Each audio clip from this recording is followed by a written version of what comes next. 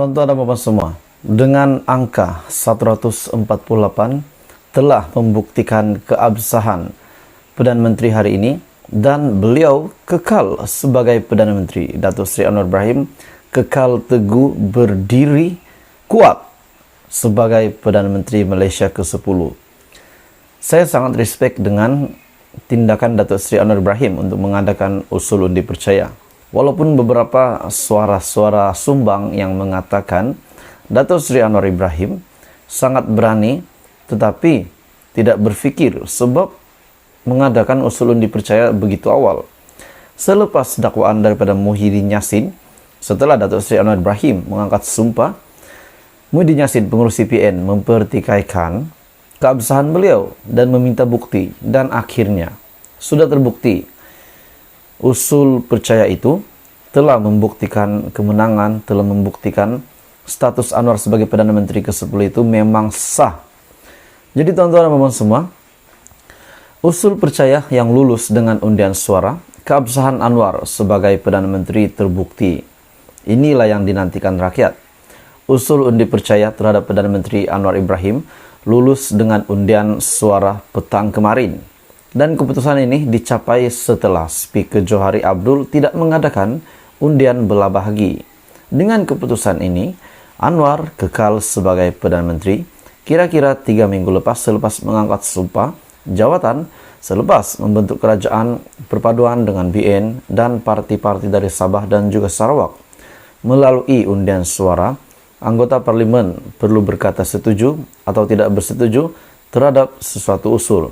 Dan sudah pasti 148 angka ini ataupun 148 ini menyokong Datuk Seri Anwar Ibrahim dengan berkata setuju. Tuan-tuan dan puan semua, sebelum saya meneruskan berita hari ini, tolong saya meminta jasa baik kamu, kerjasama kamu, tekan butang subscribe dan share video ini supaya saya dapat mencapai 100.000 subscriber sebelum penghujung Desember. Terima kasih semua. Angka 148 dapat menjamin kestabilan politik. Ini saya sangat suka kenyataan ini daripada Sinar Harian. Dan untuk pengetahuan tuan-tuan dan puan semua, kali terakhir sebuah parti politik meraih sokongan majority 2/3, meraih majority 2/3 kerusi parlimen atau angka Majlis 148 MP adalah pada PRU ke-11 tahun 2004. Parti yang berjaya tidak lain dan tidak bukan adalah Barisan Nasional, dengan prestasinya boleh dianggap antara sejarah kegemilangan terbesar koalisi tersebut sehingga kini. Ditambah BN pada PRU ke-10 berdepan penolakan sokongan pengundi Melayu di bawah kepimpinan Perdana Menteri keempat Tun Dr. Mahathir Mohamad. Strategi koalisi itu mengetengahkan Mr. Clean Tun Abdullah Ahmad Badawi mengambil ahli kedudukan sebelum berlangsungnya PRU ke-11 adalah sangat bijak. Jadi tuan-tuan dan puan semua, sekiranya 148 kerusi ini memang mereka semua berkata setuju, sebulat suara mengundi Datuk Seri Anwar Ibrahim di dalam usul undi percaya, dan setelah disahkan oleh Speaker Johari Abdul, di mana beliau tidak mengadakan undian belah bahagi lagi. Adakah ini juga bermakna Muhyiddin Yassin kalah teruk? Muhyiddin Yassin yang sepatutnya menang, mungkin di dalam pemikiran beliau akan menang PRU 15 namun gagal.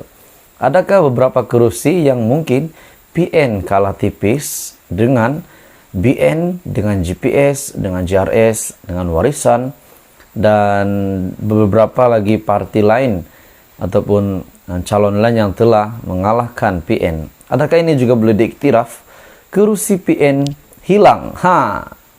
Dengan kemenangan, dengan gabungan kerajaan perpaduan daripada gabungan parti politik, dan mereka membentuk kerajaan, dan akhirnya adakah kita boleh mengiktiraf kerusi yang PN sepatutnya menang pada PRU 15 tetapi mereka kalah? Adakah ini kita boleh iktiraf ataupun kita boleh cakap bahwa PN hilang kerusi?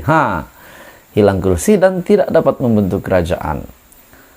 Namun Muhyiddin Yassin sendiri akhirnya mengaku mereka akan menjadi pembangkang yang berwibawa daripada kenyataan media semalam.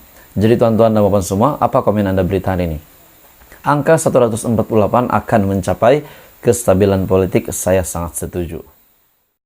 Keputusan 4 adun yang perlu mengosongkan kerusi DUN Pulau Pinang pada tahun hadapan menjadi semakin hangat hari ini. Baru saja selesai usul undi percaya. Dengan berita ini yang masih diteruskan, isu ini yang masih diteruskan, berkenaan dengan 4 adun ini yang dilihat ingin mencabar mahkamah berkenaan dengan RUU anti lompat party. Tapi sebelum saya teruskan, saya direct to the point saja berita hari ini. Saya minta jasa baik kamu untuk tekan butang subscribe supaya kamu tidak terlepas perkembangan politik daripada channel ini. Terima kasih semua. Berita daripada Malaysia Kini sangat mengejutkan saya pada hari ini. Keputusan jika 4 adun perlu mengosongkan kerusi DUN Pulau Pinang pada tahun hadapan. Mahkamah Tinggi di Georgetown hari ini telah menetapkan 20 Januari ini untuk memutuskan sama ada perkara 14E Perlembagaan Negeri Pulau Pinang sah diguna pakai terhadap 4 ahli Dewan Undangan Negeri ataupun ADUN, atau sebaliknya. Pesuruhjaya Kehakiman Mahkamah Tinggi Azizan Muhammad Arsyad menetapkan tarik itu selepas mendengar hujah Peguam Cheh Tan Jetwani yang mewakili kesemua keempat ADUN itu dan Peguam Surendra Anand yang mewakili DUN Pulau Pinang dan speakernya Datuk Low Chu Kiang.